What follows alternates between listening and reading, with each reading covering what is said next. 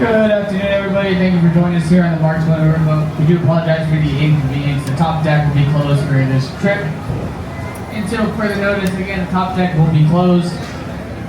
Please leave any ropes going up to the top decks completely secure because the top deck will be closed.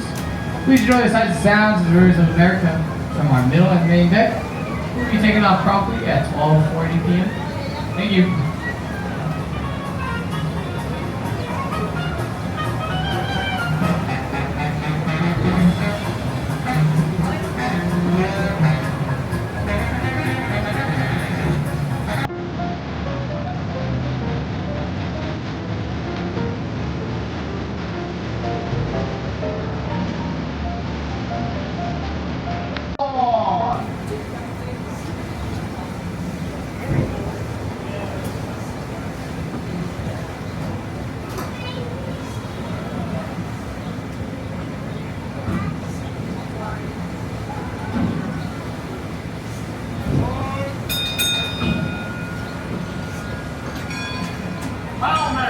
Cast off foul line.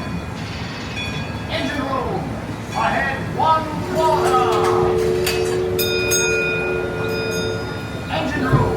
Ahead 3 quarters. Leadsman. Sound off. Mark off. Mark 1. That's the leadsman calling out the depth marking so we can avoid running aground. Mark Twain.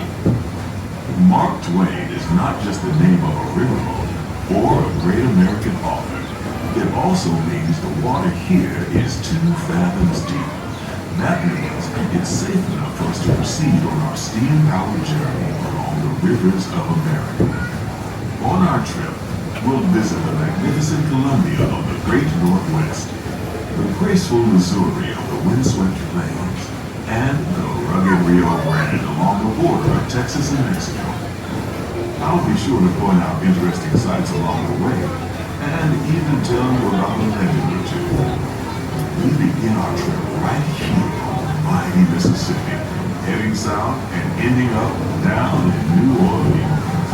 In the Southland, there's a city way down on the river. There's living a very pretty and all the men in the river. They got music, it's always playing.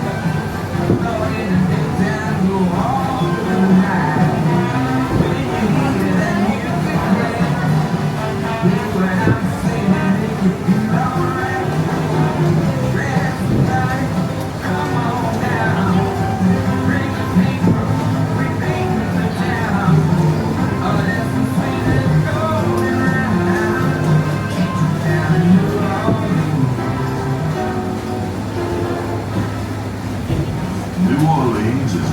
History, music, good food, and ghost stories. One of those stories involves the old mansion you see over there on the hill.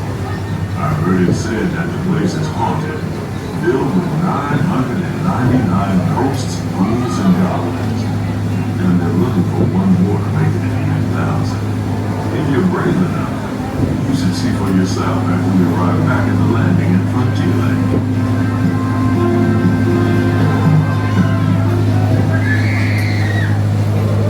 Now passing Fowler's Harbor.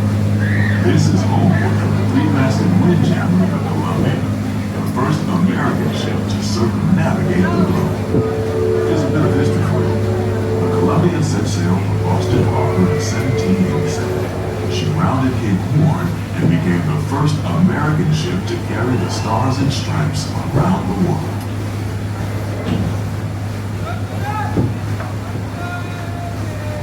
The most famous landmark in this area is Tiana's Foods, built on an old salt dome and home to Tiana's Bayou Adventure.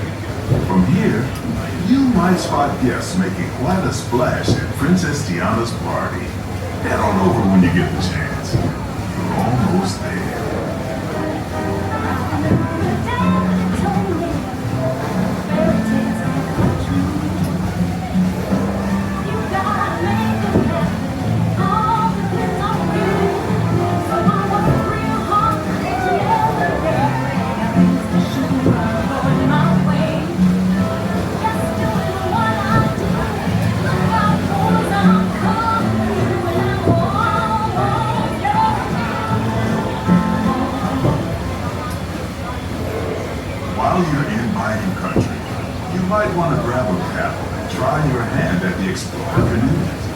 You can work up a real good sweat rowing one of those around the river.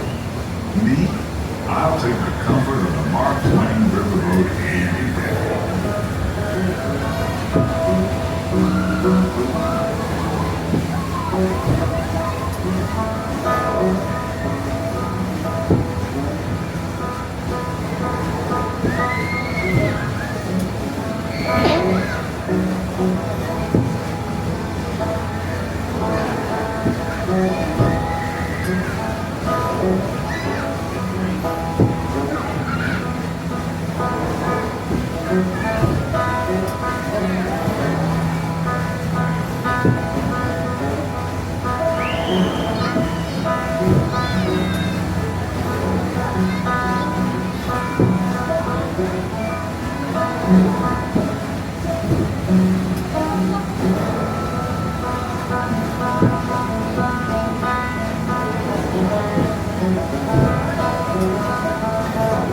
As we head into the remote areas of the rivers of America, you're in for a real treat. I've been navigating these parts for years now, but I never get tired of taking in the breathtaking beauty of the Columbia River. The majestic trees, the stunning rock formations, the cascading waterfalls, the moose, deer, and elk along the banks. It's all so magnificent and so peaceful.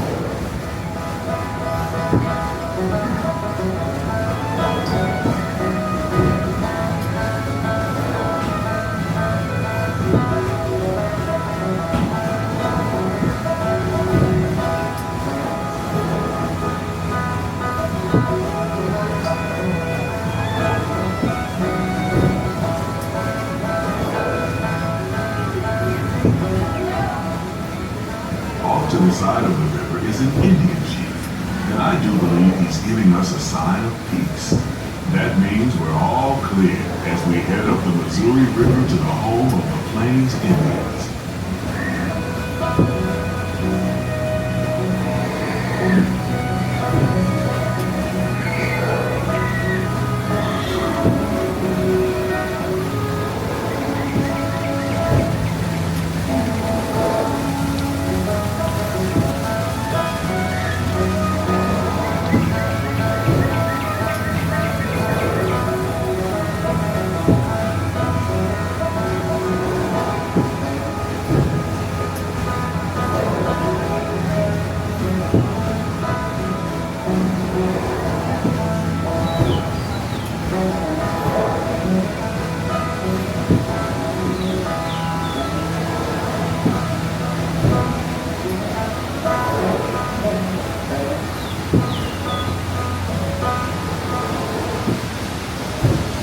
Off the port side of the riverboat is a wise old shaman, sharing a story for all of us to hear. He's telling the tale of how a woodpecker taught a young tribesman to take a hollowed-out branch and turn it into that most wondrous of musical instruments, the flute. It's a legend the Lakota had passed down from generation to generation.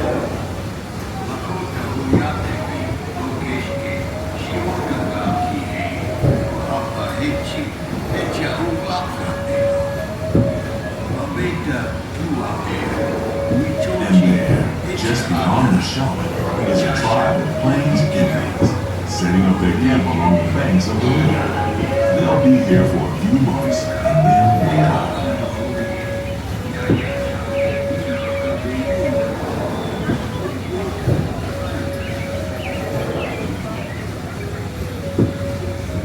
As we continue our journey, keep a close eye on the riverbanks. There's a good chance we might catch a glimpse of moose, mountain lions, and other wildlife.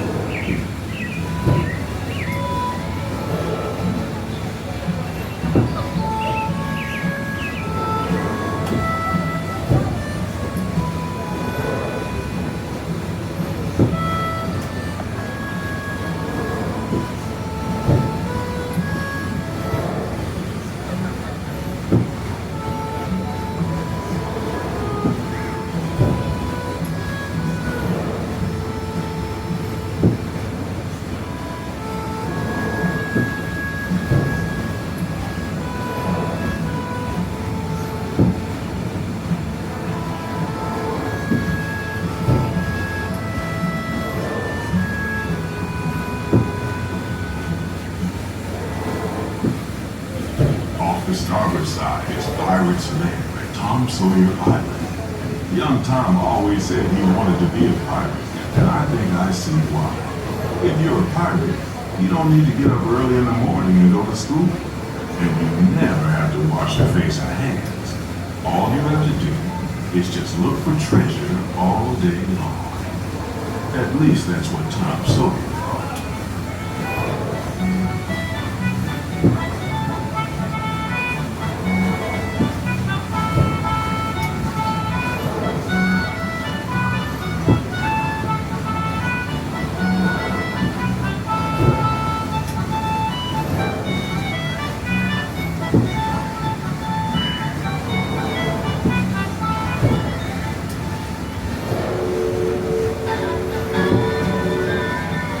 We're now heading back into civilization along the Rio Grande. Off in the distance are the towering buttes of Big Thunder Mountain.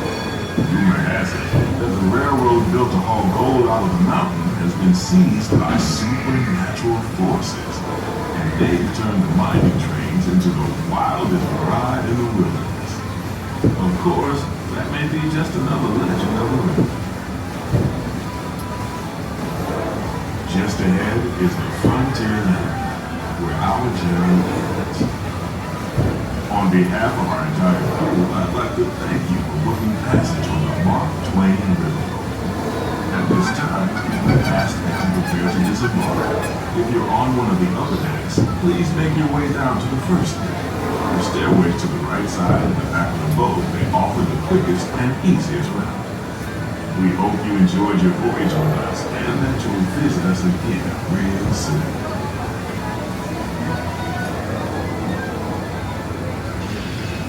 Engine room. Approach ready at 1 quarter steam. Man the bow line. All passengers, stand by to go ashore.